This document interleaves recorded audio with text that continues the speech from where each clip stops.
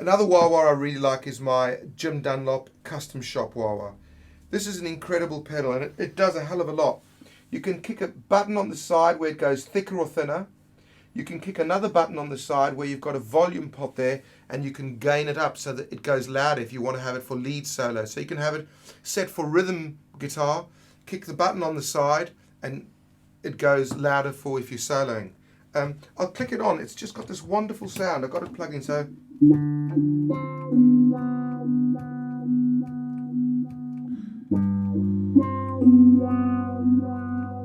great tone, rich.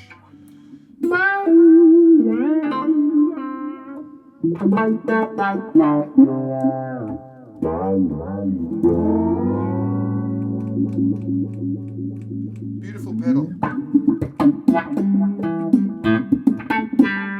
Fantastic pedal. Really love it. That's the kind of noise that one makes. Of my pedals, another one I find very useful, and I really struggle not having this in my rig. It's my safety valve. I've had this since I was a kid. I've always had an Ernie Ball volume pedal. Absolutely fantastic. I've got a smaller one recently, but before I started doing some work for Music Man and strings and things, I've got my original. It's massive. It's this big, and I used it for 20 years, and it never failed once. To buy a piece of equipment that never fails in 20 years, and you've thrown it in bags, you've gigged all over, and all I've changed is the volume pot. Fantastic piece of equipment, and a very expressive thing, a wah pedal. You know, you can,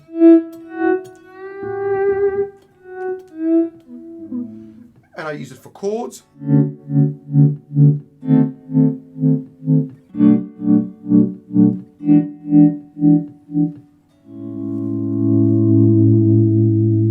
There's a lot you can do with that volume pedal. You can spend years perfecting it. Fantastic, that one. Okay, now I'm going to get on to my little tuner. I use a Boss chromatic tuner, which is over there. They do the job. You get better ones than that. And to be honest, a friend of mine recently, Phil Williams, who played bass on the album, he came down with a Peterson tuner. And I must admit, that's the best tuner I ever found for tuning my guitars. A little box that, same size. It was just accurate and very good. But as a cheaper version, that's perfect. You don't ever need anything better than that one. I'm just being fussy. Right, what should we go on to next? The next thing I'm going to go on to is the Gig Rig pedal board.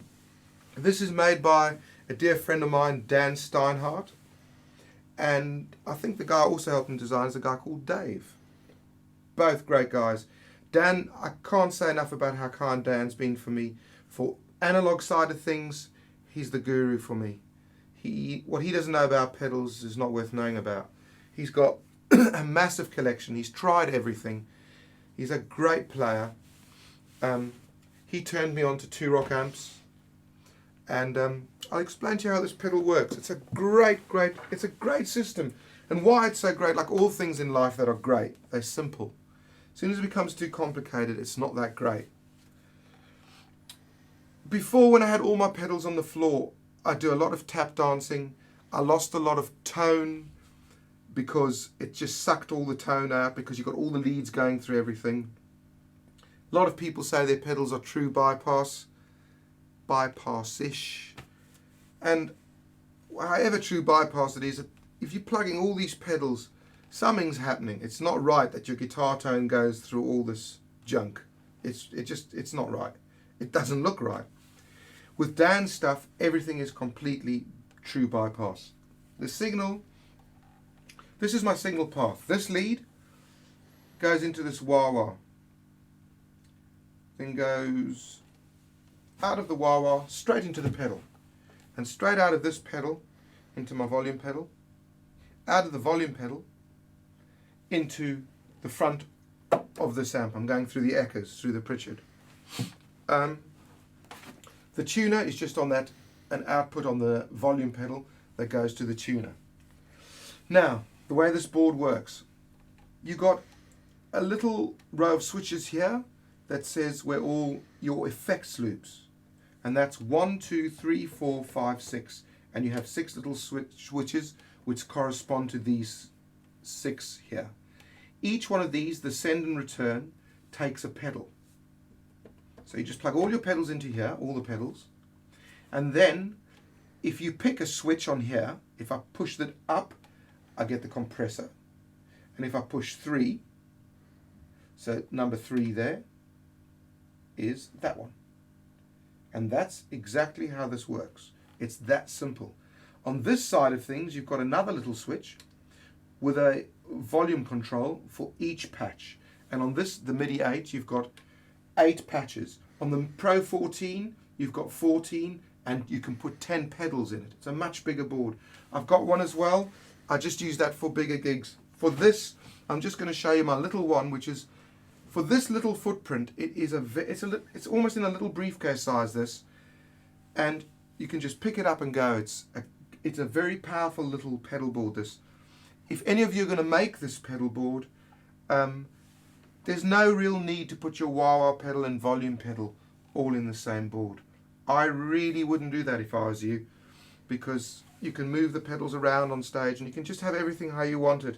I used to have everything in one board, and I remember Dan, when I started out, he said, "Bri, you don't need everything all in one board, leave it out." And I took no notice of him, and as the years have passed, I've done exactly what he told me to do in the first place. So you were right, Dan, as usual.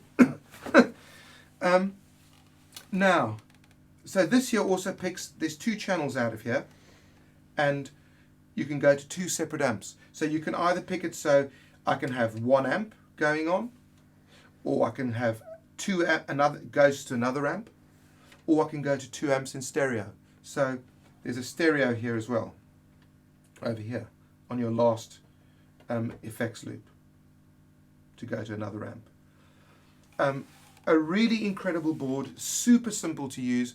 I've had it for many years now. I've done hundreds and hundreds of gigs. It's never faltered, it's never gone wrong. It's built like a bloody battleship. And thank you, Dan, really, for being so helpful. I'll run you through my pedals now. Through channel 1, I have a Telenaudia compressor. Anyone who knows about this compressor or has got one will just jump up and down, because it's, in my opinion, one of the greatest compressors you can stick in a pedal board. It's very transparent, it doesn't mess with your guitar tone and your amp sound, and it just adds fairy dust. I use it not too much, so that everything stays the same, but just everything's a little thicker and a bit bigger, and it's just got a bit more zing to it. But you can get all the quacky sounds and the country sounds in it. I'd love to have 3 in a board, but with this little footprint, that's how I use it. Then number 2, I go into an AC Booster by Exotic. A great pedal. I just remember getting this pedal, plugging it into my amp, and my amp just sounded better. It's just a wonderful little distortion pedal, and it gets a lot of tones. It's not a very compressed one. They do. Another one I use as well is this one here. It's a BB Booster. This is a more overdriven sound. It's got more gain and a bit more compression going on. It's this, but slightly different. More as I said, more gain. Another one I really like is the Rothwell Hellbender. My good old friend Mike put me in touch with this one, and it's a Marshally type of tone. Beautiful pedal this. They make very good pedals, this company. Played a few of their things, and I've really enjoyed the sound of those. Then after that, I have my my Eternity Love pedal. This is the Love pedal by Eternity. This is an incredible box. I can't say enough about this one. It's one of my favorites. This will always be on my board. This will always be on my board. This will always be on my board. And this, the Jester. Now, on Tone Tonic, a lot of the sounds you hear come out of this box. This box and the green box. It's made by a guy called Simon Jarrett, Kingsley Amplifiers. And basically what he's made is, it's the front end of an amplifier. It's got 2 little valves in there. And most of the pedals I've ever tried with valves in I've always thought, wow, it's going to have that tube sound, and they've always been a bit crappy. I don't know why, but they just have. He's got it so right, it's incredible. This is, if I only had one distortion pedal I could have, I'd take those two. I'd have to take two. It's the Juggler and the Jester. For me, when it comes to the analog side of things, I could actually survive perfectly for the rest of my life with those two pedals. But obviously, this is completely different. That's complete. These are all they. But if I just had to, I'd just get this one first, and then that one. I feel very lucky, and thank you, Simon. He's a real gentleman, and he's a monstrous guitar player. Go and check out his website. The guy can really play, and he's obviously a gifted musician, and he's got a great set of ears in him. And he makes great amplifiers as well. So check out his website, really incredible stuff. Dan turned me on to this. All the stuff. These I turned myself onto. I stumbled upon those, and this one, like Analog Man. Then the board goes into, so now we're going into, then I go into my modulation side of things. I've got an MXR script logo phase 90. I would love to have the original, but this is 99.99999% bang on the money.